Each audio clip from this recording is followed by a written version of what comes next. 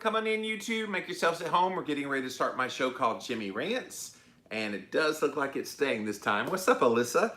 Thanks for being here today. So yeah, we're going to start my show, Jimmy Rants. I had technical issues with YouTube getting started, so I'm extremely late now. I don't like being 1 minute late, so 1 minute is extremely late for me. So let's get this show on the road. It is Ask Me Anything. So get your questions ready, you guys.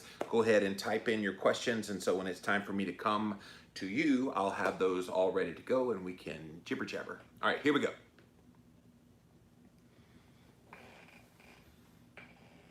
It's Ask Me Anything time, so come on in, make yourselves at home here today on Jimmy Rants. Click on that little box down there in the corner. It'll take you straight to IGTV for today's episode. JimmyRants.com is the website, and as always, you can engage live in the content. You got to go follow me over on Instagram. I am at Living Low Carb Man, LIVINLOWCARBMAN. Once you're there, engage live in the content, just like Sherry, who came in to say hello, and so many other people coming in right now. Thank you all for being here today on Jimmy Rants. If you can also watch it over on my Facebook page, because we do simulcast live over here as well.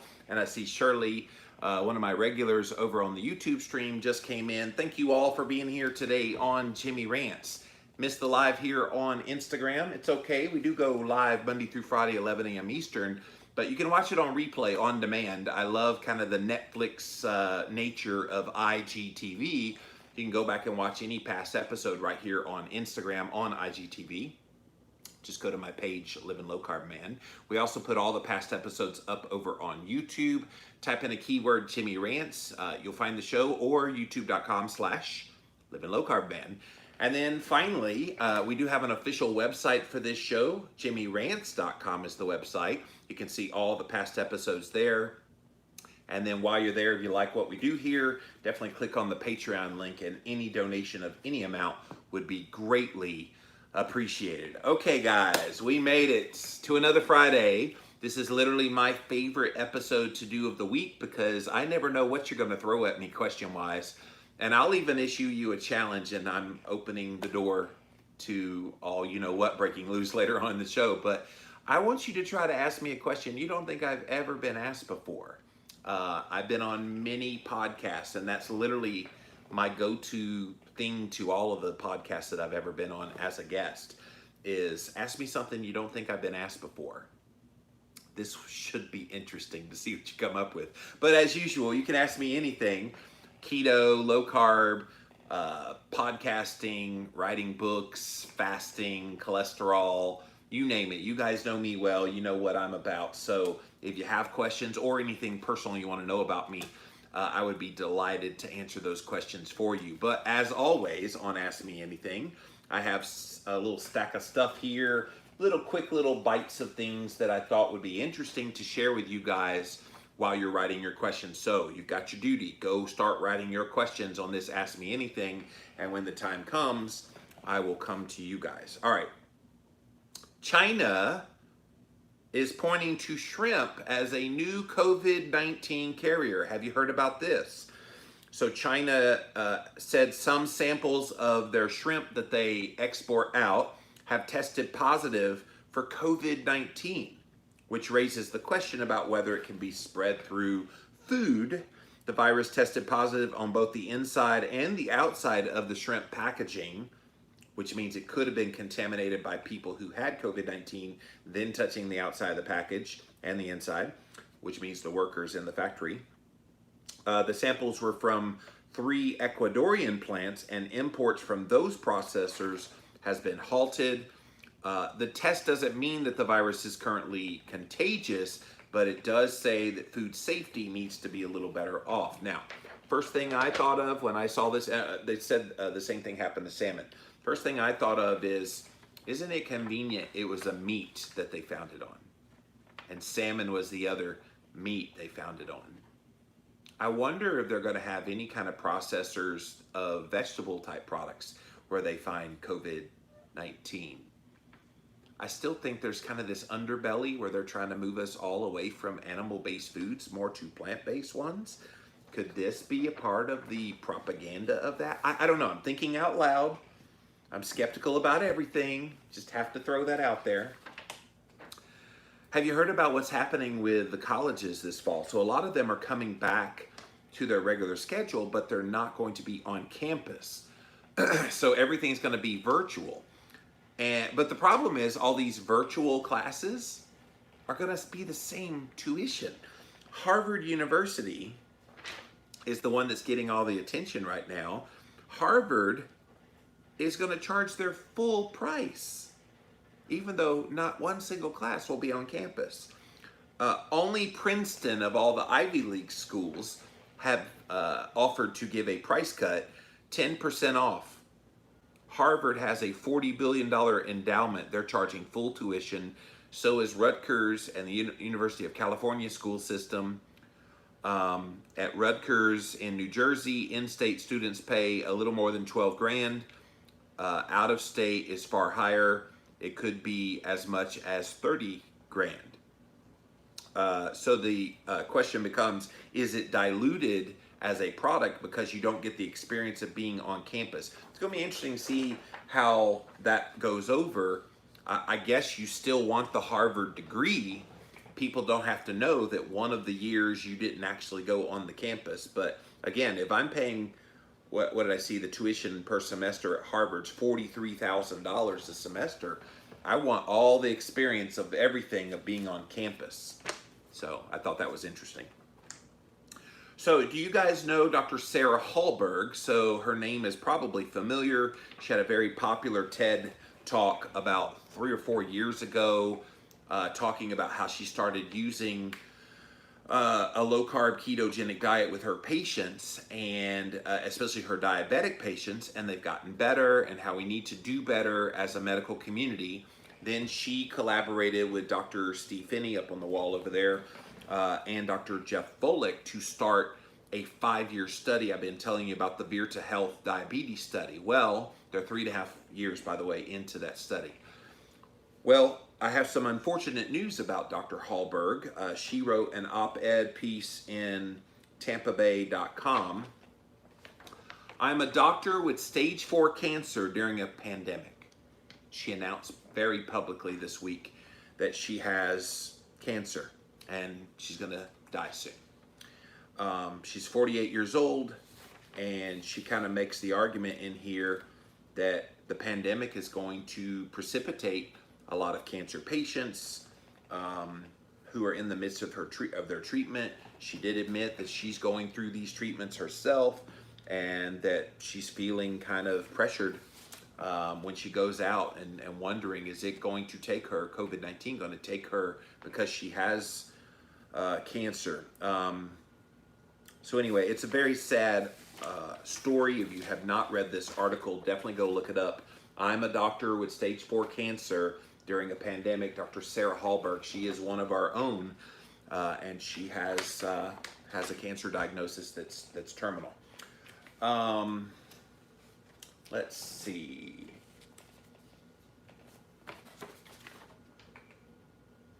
Yeah, I got a lot of little stories here. It's almost hard to keep up with them all. Oh, here was an interesting one.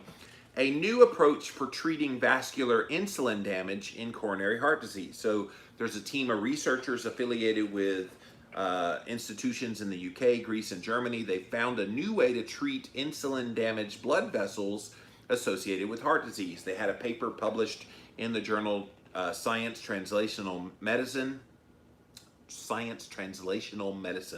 The group describes how they studied blood vessels in multiple heart surgery patients and what they learned by it. And so what they did was they took a look at these patients, analyzed the blood vessels of 674 patients. They found that the blood vessels were resistant to insulin. So the very blood vessels in these people who are dealing with atherosclerosis, the vessels are insulin resistant, which is incredible when you stop and think about the mechanism. This was a problem because insulin is what controls blood vessel tone, which is the process by which they become dilated and open up. More open blood vessels allow for more blood to pass through, whereas more constricted vessels allow less, which will increase your blood pressure, which is a precursor to having heart disease. The researchers also found evidence of stress in the blood vessels because of oxygen molecules. And more importantly, they found that insulin led to problems with the cells that line the inside of the vessels. This was all important because what this means is this is treatable.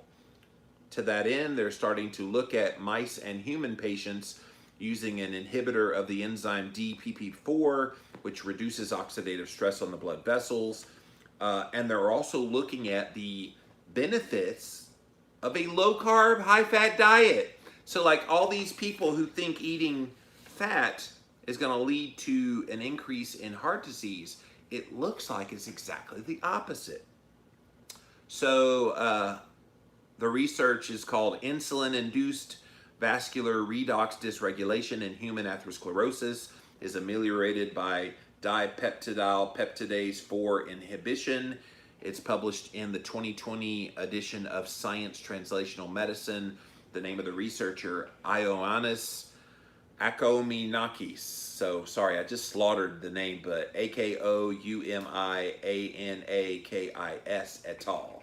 I thought that was really, really interesting information that there is an insulin connection, which reinforces what I've said about heart disease. It's just another form of insulin resistance. You know, we want to look at insulin resistance and primarily look at things like type 2 diabetes, but heart disease is one of those manifestations. And now we have new research that shows, yes, indeed, it is a manifestation and part of that. Finally, let me hit this one. In San Antonio, Texas, the Texas Division of Emergency Management is advising residents to start considering wearing a mask at all times, even when you're in your home.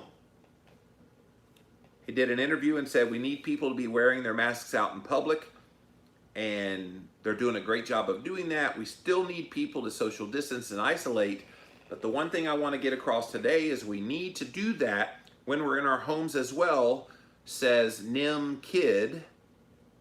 And he says, as you know, I'm a lifelong San Antonian, grew up here. While we believe the community is doing a great job following the rules when they're outside the home, we really need to be thinking about doing the same thing when we're inside the home. So what do you think about it? There's a lot of people kind of opposed to wearing a mask out in public. Now they're recommending, at least in San Antonio, Texas, to wear it inside your home, to which I kind of go, okay, are you fearful of the other people in your house? And is it only for people that have an elderly person in their house? What if you live alone? I live alone. Would I be required to put on a mask living alone? Anyway, it was just so generic that it was kind of interesting. And I can see certain people going, yeah, right. I already don't want to wear one in public, much less inside my own home. So just thought that was interesting. And speaking of masks, I did ask the question today and put out this call of, hey, look, if you are in favor of not wearing a mask, then okay, let's have that articulation of why you believe that. And same with the other. If you're in favor of wearing a mask, articulate clearly your reasons. Now, what I've seen happening, and even when I posted about this on social media today, what I've seen happen is people say, well, there's plenty of evidence for it. Here's a YouTube video that has 70 studies that show you all the evidence you ever needed to know. Now go wear a damn mask. Do you think that tactic is going to actually help someone who does not believe in wearing a mask to go wear one? I don't think so. And then vice versa. If you're someone who does not believe in wearing a mask, well, they're taking away my constitutional rights and liberties. Okay, that's good. Okay. Can you expand upon that? Explain what you mean by that? Well, I can't breathe and I'm having physical issues because of, okay, tell me more about it. Let's have the conversations. Like, I'm so over the extremist position here, the extremist position here, and never coming to the middle and having conversations. Because my style is, okay, if I disagree with you, you're not my mortal enemy. If I disagree with you, it just means, okay, I need to learn why you believe what you believe that runs counter to what I believe. Like, since when did we come to this point that it's this all or nothing? And in my post that I wrote on social media, I was like, it's ridiculous what's happened, how this has been tied into politics now, that if you're wearing a mask, you're for Joe Biden for president. If you don't wear a mask, you must be for Trump for president. And then there's that whole dynamic of those factions of people coming out and with all their extremist reviews on of each other on both sides of that. I'm over it. Like, I can't be the only one that thinks all of that's just so stupid ridiculous. So I did ask the question, what you think about it. So let's see what a few of those are. This person says, no, they're ineffective, claustrophobic, and we all have to get it. Plus the tests are highly inaccurate. So that's one of the arguments that has been made against wearing a mask. Another person said mask wearers don't realize they can still get infected through the eyes. And that's a medical doctor that actually wrote that one here. And again, I asked, what's your opinion about masks? I don't love them, but will for the time being. So there's a lot of people that they're kind of skeptical about whether it's good or not, but they're wearing them just because they feel like they might be doing some good. My oxygen levels drop. It takes too long to recover because I have autoimmune. And that's a concern that a lot of people are expressing. Someone else said this is overinflated. I wash my hands, cover my face if I sneeze or cough. I only wear one at the grocery store, but I keep it under my nose. They won't let you in without it. And then finally, no, it does protect you from does not protect you from COVID, and is fear-based. So that's just some of the thoughts people had about the masks. I just find it interesting how the mask became such a political hot potato, and now you've got these factions like it's even worse than racism. It's maskism. Like, do you feel like we're kind of under the, you're a maskist if you say something bad about somebody with whatever their choice to do with a mask is. I find it an interesting dichotomy of things and beliefs in this country, and how people just so quickly let that be a divisive thing for them. So anyway, I'm an observer. I watch all these things and I kind of go, okay, that's interesting. I want to know why this group thinks that group's wackadoodle and vice versa. And maybe if you have those people talk it out, we come to a middle conclusion of understanding.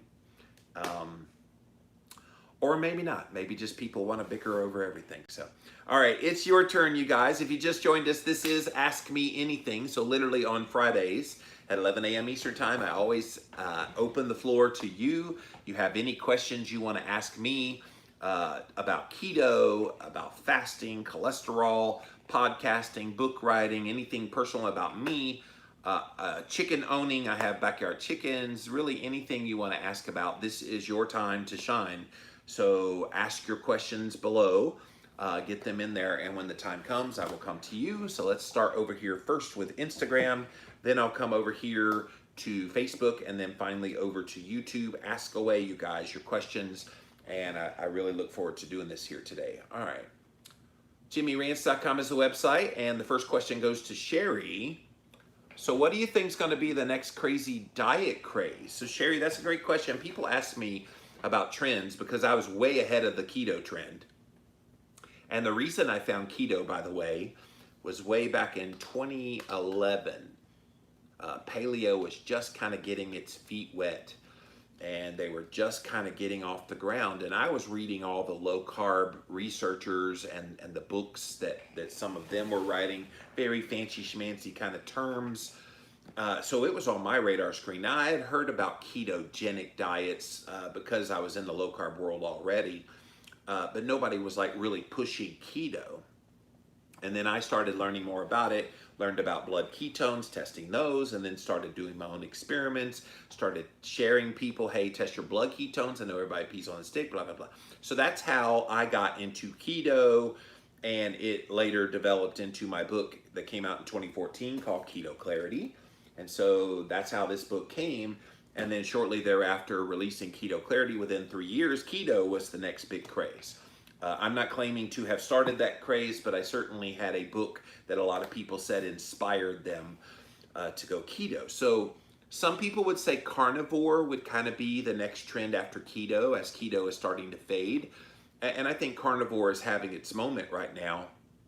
But I think we're going to be moving away from all of these like crazy diet type things. I think we're moving to this arena where we're over having low fat, low carb, all these kind of things. I think we're more in the arena of real whole foods.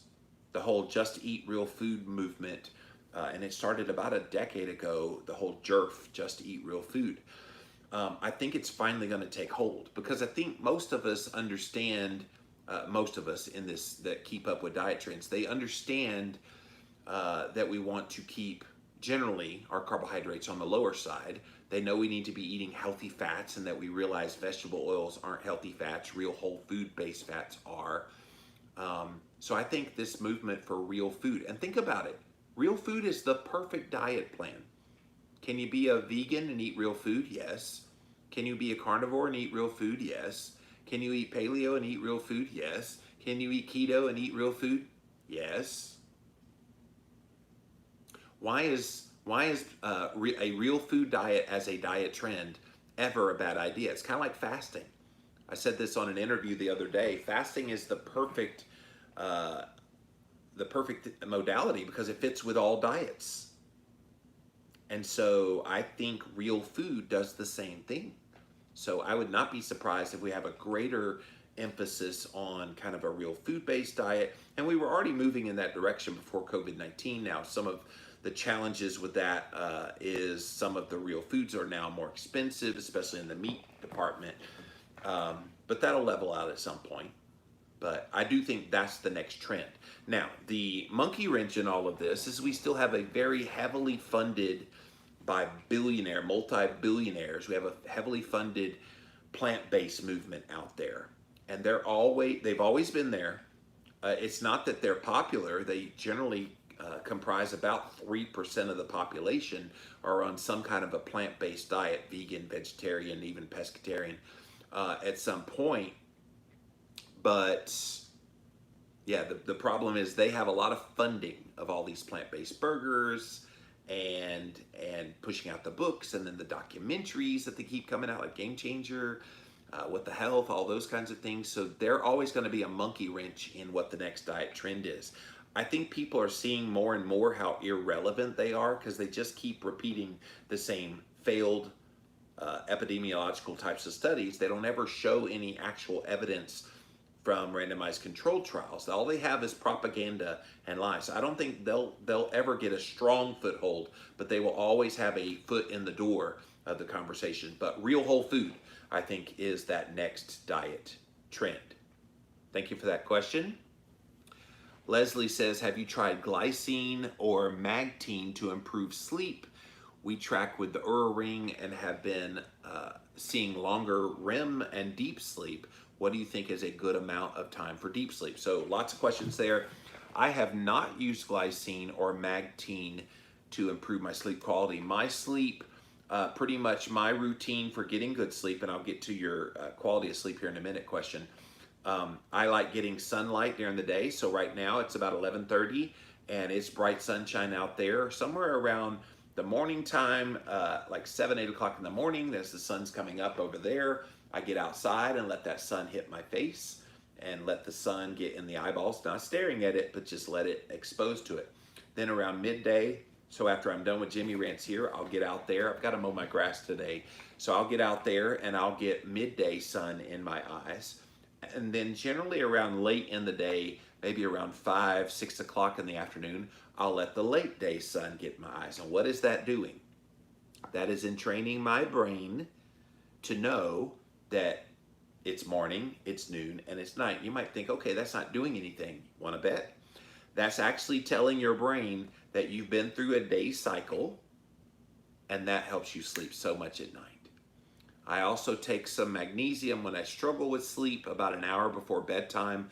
Try to get magnesium like glycinate, maybe magnesium oxide, but magnesium glycinate is one of the better ones. Avoid magnesium citrate because that will give you poopy pants, and I don't think you want to do that when you're trying to sleep at night. I also bring the lights way down low at night and then as pitch black as I can possibly get it in my sleep environment. I also turn the air down extremely low. Hold on to your hats. 65 degrees at night. I tend to run a little bit hotter in general. So I also have fans that blow on me to try to keep my body temperature low, because when you're cool, your body will get that good restorative REM and deep sleep. So I too wear an Aura Ring. They're not a sponsor or anything, but I love the data that I get from it. And if you follow me here on Instagram, every single day on my stories, I post my sleep. So if you miss my stories, then you're missing my sleep data. But I throw it up every single day so you can see exactly how much REM and deep. And I've had some struggles because of some of the stresses lately, but in general, I do pretty good. In fact, last night alone, I had 3 hours of deep sleep and then about an hour and a half of REM. So really, really incredible. So your question was, what do you think is a good amount of time for deep sleep? So I hate to quantify it because I think it's going to depend on person to person. I don't want to discourage someone who's just getting started on fixing their sleep to give them some number that in their mind seems unattainable. In fact, sometimes when I post my data, people will write me, oh, I wish I could get 3 hours of deep sleep. And I'm like, okay, but I've worked on this a long time. Other people are just starting to work on it. I think if you get cumulative between deep sleep and REM sleep, if you cumulatively with those two numbers get about 3 hours of sleep that is both REM and deep, that's a good starting goal. Because if you got 3 hours of restorative sleep, which is what both of those are, then you probably are going to be pretty rested the next day. So that could be an hour and a half of deep, an hour and a half of REM. Or it could be 2 hours of deep and 1 hour of REM. What you'll find is the more you work on this, the more you do all these things that I was just talking about, cool environment, wearing maybe blue blockers at night, getting sunlight in the eye during the day, on and on and on, all these things, you'll find that over time that 3 hours will then become 3.5 hours and then 4 hours. And like I said, last night I had 4.5 hours of that restorative sleep. It's just a process and you got to be patient with it. One thing I would advise you not to do if you're trying to improve your sleep is try as best as you can to avoid supplementing with melatonin. I know people are like, oh man, I take melatonin and I sleep like a baby. Well, okay, you will for a bit. But then what happens when your body says, okay, you look like you have enough melatonin, it stops making it endogenously. Because we all have an endogenous melatonin mechanism. So when your body notes that you're getting some exogenously, it shuts down all production of melatonin endogenously, which indirectly makes you addicted to having to take that exogenous source of melatonin. And then it takes a long time to get it to come back and your internal mechanism to start making it again. So stay away from that if you can. Try to do magnesium an hour before bedtime if you're going to take anything. Get the sunlight during the day, exposure to the eyes, all the things that I talked about, and you're going to get that REM and deep sleep that you're looking for. But thank you, Leslie, for that question. Y'all got some good questions today. Rachel says, I'm no longer scared of the sun. Ancestrally, we would have gotten plenty of sun. Are tanning beds truly that bad? They have such a bad rap, yet the sun does as well. I think with the tanning beds, Rachel, great question, by the way. I think with those, it's more the exposure to an artificial source of light more than anything. I don't think it has anything to do with the ultraviolet lights and some of the things that, oh, you're going to get skin cancer because the sun. I don't think it has anything to do with that. I think it has everything to do with if you're going to try to use one of those tanning beds, you're getting exposed to a lot of artificial light, which could have other health effects beyond tanning your body. So I think that would be the concern about them. Are they totally bad? Probably not, but I think if you're going to try to use them for the purposes of tanning your body, maybe try to find a way to get exposed to sun rather than the fake light. I think that would be the only thing that would be the major concern in my mind. Sharon says, do you think taking extra ketones stops your body from producing them on your own? I saw some bloggers recently saying this in posts. A great question. Sharon is referring to the exogenous ketones, which anybody that follows Jimmy Moore, you know what I think about those. I think they are probably a waste of time, especially if your purpose in taking EKs is for weight loss. I know that's how they're promoted. Oh, drink your ketones, eat all the carbs you want, but drink your ketones. And in fact, one of the major MLM companies who promotes this drinking of ketones is this company called Prove It, and they've got this product called Keto OS. They recently came under fire for making claims that weren't true.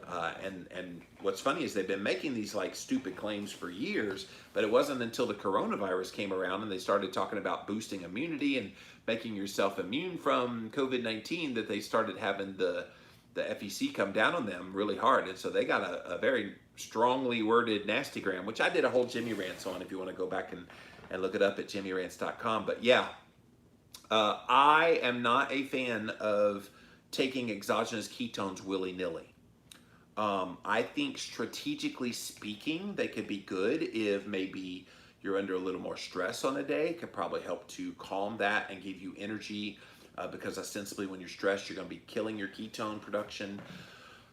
If you have a neurodegenerative type of disease or something where your brain health needs to be sharp, I think it's good for that purpose. But most people don't in the day-to-day need to be taking extra sources of beta-hydroxybutyrate in the form of a drinkable temporary rise in your blood ketones.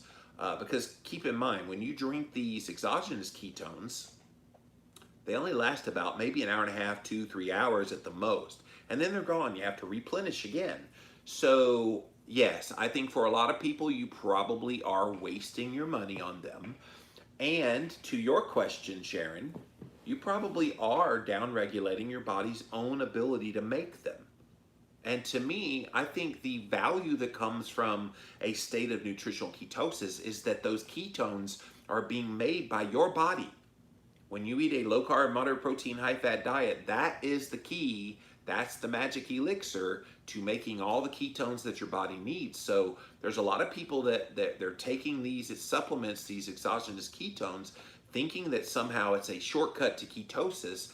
And what they don't realize is they're actually cutting off their body's ability to be able to make adequate ketones endogenously. So just like the melatonin I was talking about, your body almost depends on them to have the feeling of energy and all the benefits that you get from them. Make them endogenously and you don't ever have to worry about taking them exogenously. But thank you, Sharon, for that question. Alrighty, thank you, Instagram. Keep your questions rolling, you guys. Got plenty of time to keep answering questions. We're going to pop over here now to my Facebook page, so thank you guys. Hey Facebook, what's going on? See what you have to say and what questions you have for me here today. Mike wants to know, what are your thoughts on erythritol, stevia, and allulose? Do they spike insulin for you? Which one would you recommend if using? Oh boy, you get me in the hot seat today, Mike, but thank you. Great question, because you have identified probably 3 of the most popular sweeteners in the keto space. So let's start with the first one you mentioned, erythritol. I have no problems at all with erythritol. Honestly, I have no idea what it does to my insulin because you can't test your insulin at home. You can test your blood sugar at home, and I've never had any kind of issues with erythritol spiking blood sugar.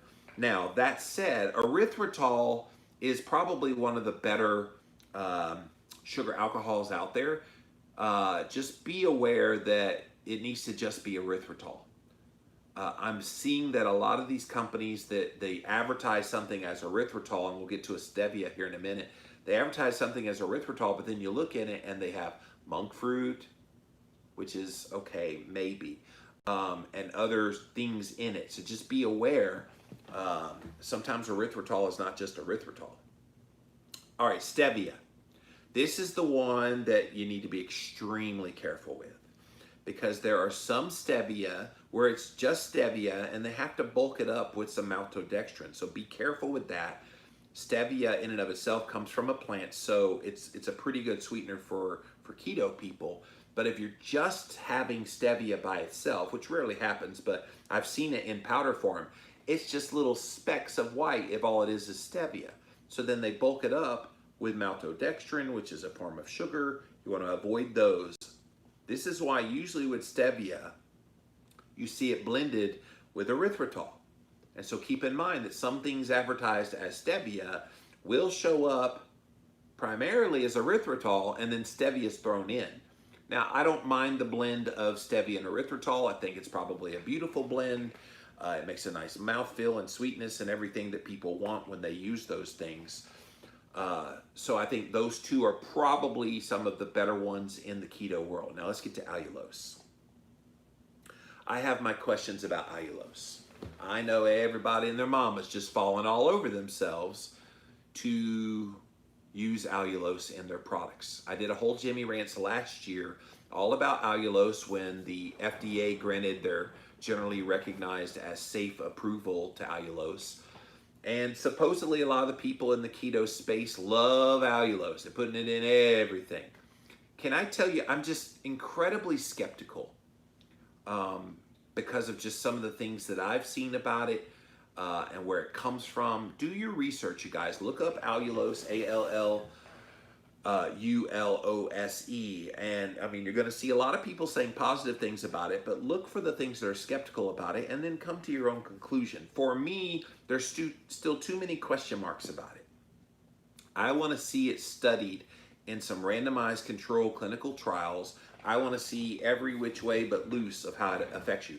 Now, allulose has lots of funding behind it because I was just in my grocery store the other day and I was in the sweetener section and they had Swerve and they had erythritol and stevia and all the rest. And right there was a generic form of the sweetener allulose. So it's getting out there in a big way. It's going to be out there in products that are in the keto space. I have to hit the pause button on it. I need to see more evidence. So I'm saying that's a hard no for me for now. Of course, I don't really eat that much sweeteners as it is because I'm mostly carnivore, so it really doesn't apply too much to me. But if I want to have something sweetened, I typically use an erythritol stevia blend. Hope that helps answer your question, Mike. Thank you for that. Nancy says, I accept your challenge on a question you've never been asked before. Uh-oh, Nancy. You got me scared. I'm a city girl. I know nothing about how to raise chickens. Are all the eggs the chickens lay fertilized and could become chicks, or is there a way to figure that out before you eat them? I've wondered about that for years. So, truth be told, I'm a city boy as well. I never was a country boy. I know I talk like a country heat, but not everybody that talks like this is from the country. Spartanburg is not a big like country town. We're kind of a city. So when I started getting chickens, it was just because I was interested in real food. I eat a lot of eggs. I eat keto. It was just a well duh. And then I started loving it. Once I had a few chickens, I had a bunch of chickens, as many as 30 at one time. I currently have 19 chickens, and they give me about a dozen a day of eggs. So love that. All right, so to your question, and you're right, I've never been asked about this. Thank you for that. Are all the eggs the chickens lay fertilized? So to fertilize a chicken egg, you need to have a rooster, and I don't have any roosters in my flock. Some people don't think that hens will lay unless you have a rooster. That's a misnomer. Number one, I'm not allowed to have a rooster because at 5:30 in the morning would not go over well in my little community here. So I just don't have a rooster in my flock. So no, the answer to your question, no, they do not need to be fertilized. If they were fertilized, yes, they could eventually become a chicken. Now it would take so long for that to happen. You're gonna grab the eggs and you're gonna eat them long before that would happen. Although I did see on Facebook today, there was this video where this mom played a prank. Was it Facebook? Might have been TikTok. Anyway, I saw it somewhere. The mom played a prank. She pulled out an egg and she said, come here, to her daughter. Come here. Looks like oh my God, there's a chick in there about to lay. And da-da-da. And she's like, got it in her hand. And then it comes to the end and the mom was poking her finger in a hole through and making it look like there was a baby chicken there. No, there will be no chickens growing in a refrigerator. But yeah, ostensibly, if you had a rooster and fertilize, it would not be a problem because you're going to be eating them long before that would happen. But Thank you for that question. I've never been asked before, Nancy. That was really good. Cindy and Jimmy says, any help finding a cardiologist that supports our belief? Anything within 2 or 3 hour drive? Well, I don't know where you live, so I have no idea with a 2 to 3 hour drive. I will tell you there are several cardiologists that are available and in the ketogenic low carb field. Definitely look up Brett Scher. So he is the medical director for dietdoctor.com. He is a big time cardiologist, big time into low carb ketogenic diets. There's a bunch of them here. Just Google Brett's name and even reach out to him. I know he's on Instagram. He's probably here on Facebook, but he's with dietdoctor.com. And if he can't help you, then surely he knows somebody in his network who could help you. But that's how you'll find him.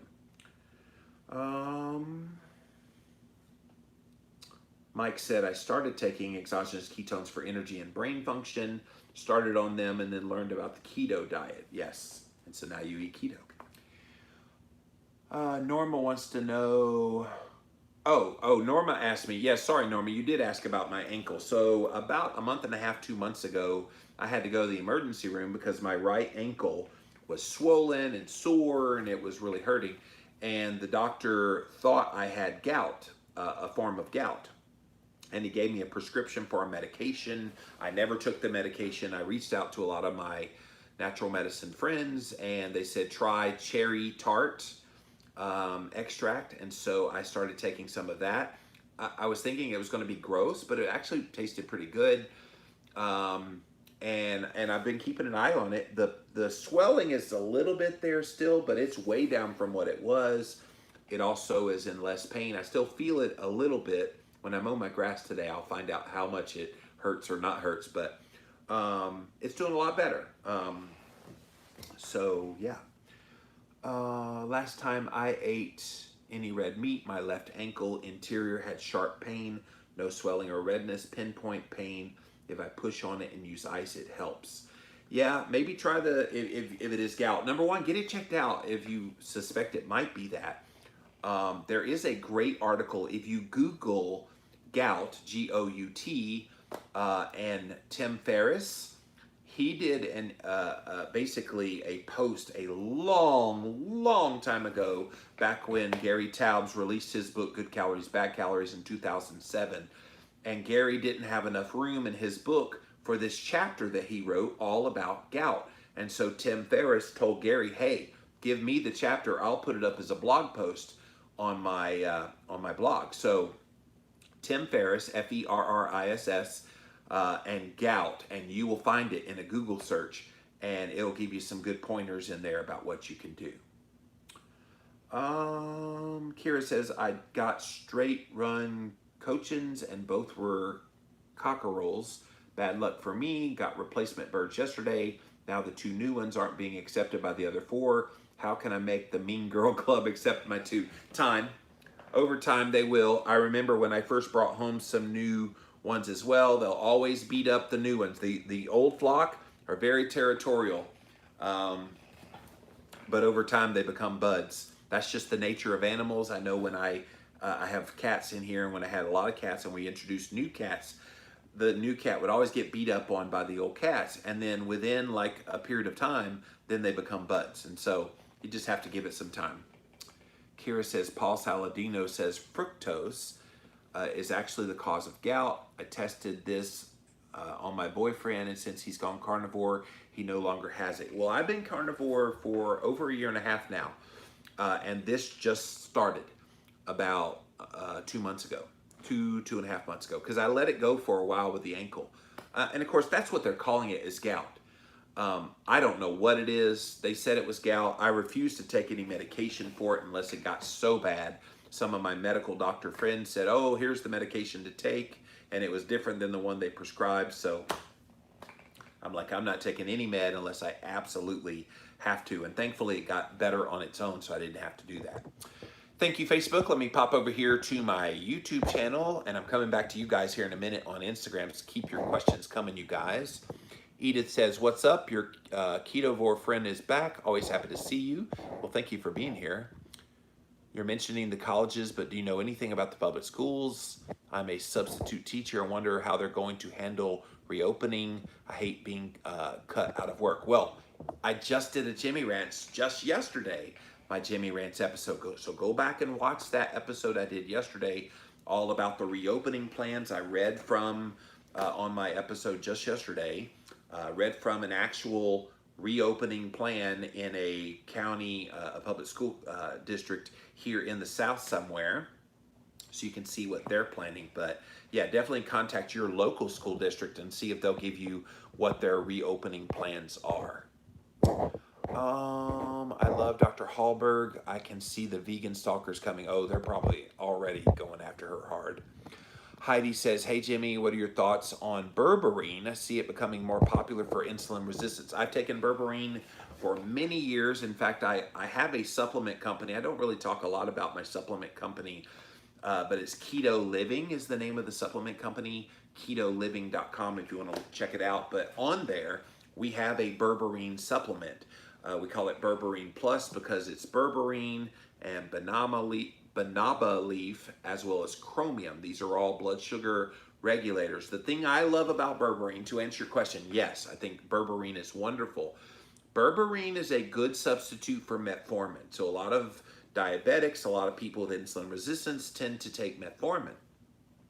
And for some people, metformin gives them stomach distress. I know they have a buffered version which doesn't hurt the stomach as much, but berberine acts in much the same way as metformin and could be a substitute for it. Berberine also gives you some of the same kinds of effects you would get from a statin medication. So if you take Lipitor, Crestor, or one of these other cholesterol lowering medications, berberine can be helpful. It's not a statin, so don't freak out. Obviously, I would not be in favor of it if it was a statin, but it can give you some of those same benefits that you get from a statin. So yeah, I'm a huge fan of berberine, especially for people who have insulin resistance. Harpsy says, I get night cramps. What should I do? Well, it depends on what you're talking about cramps. You're talking about leg cramps. So if you get leg cramps, that's an electrolyte imbalance. So magnesium, potassium, sodium, you might try to just take a little more salt at night. I use Redmond's Real Salt.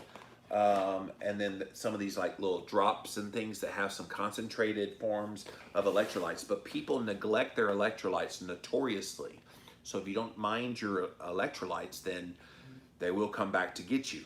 And so just make sure that you're getting plenty of electrolytes, and that will help. Also drink ample amounts of water. Dehydration can also cause those cramps. So sorry you're dealing with those. I know what that feels like. It hurts like the dickens, but it is fixable with proper hydration and electrolyte supplementation.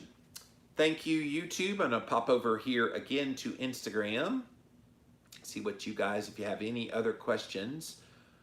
Lauren says, I only use pure plant stevia with no additives. Yeah, you can get that now. It's a little bit harder to find. I like the liquid stevia drops.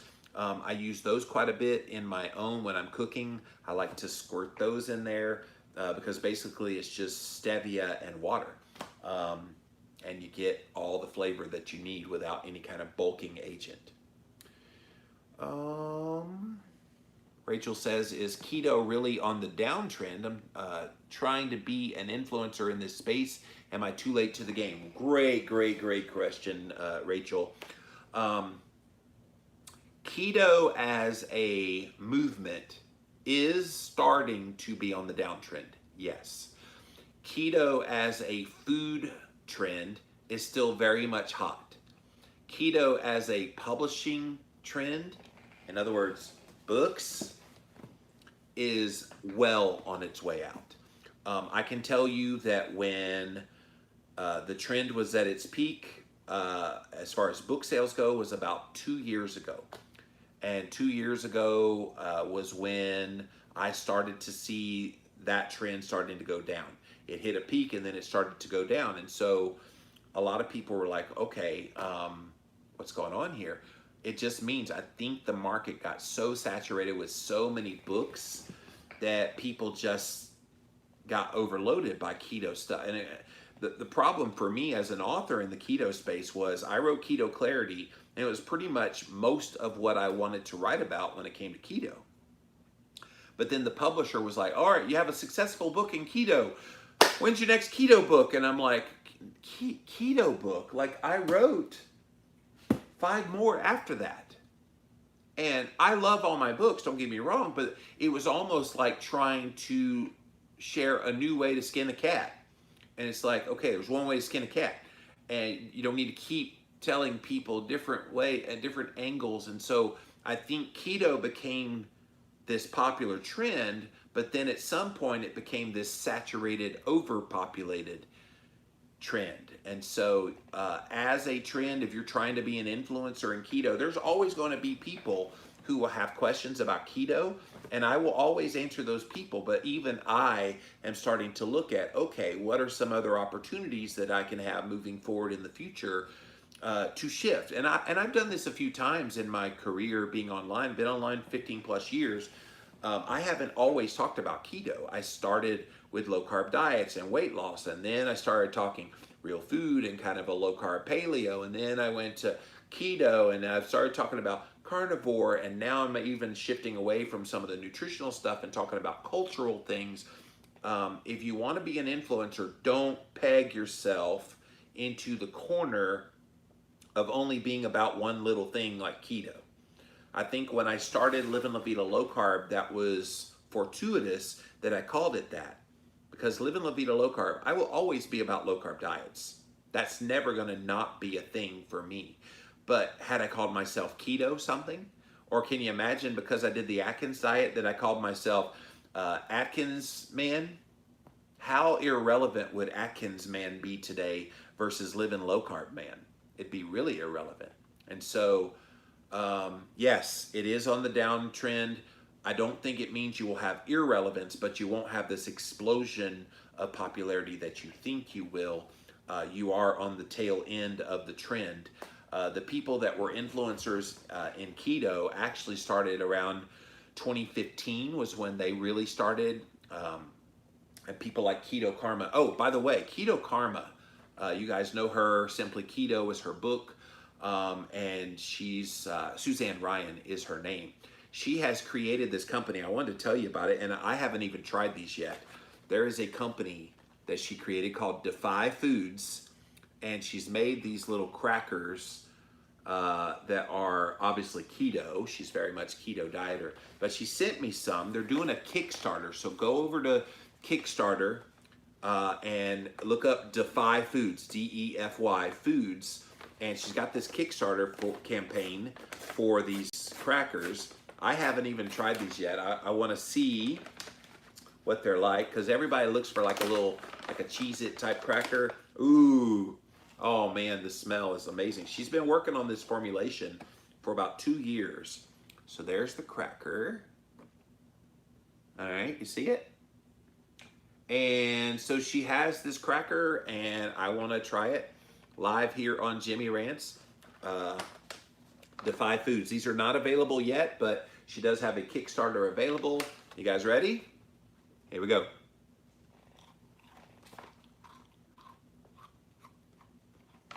Got a nice crunch. Not too crunchy, but not too soft either. Wow, that flavor is good. So this is a keto cheddar cracker. Wow, that's good. It needs some like spinach dip or something. But that's really good. Again, if you like Keto Karma, Suzanne Ryan, this is her company, Defy Foods. She sent me a bag of these to try. I told her I would try them live on Jimmy Ranch just to promote her Kickstarter for her. But Kickstarter, go look them up, Defy Foods. I need some water now.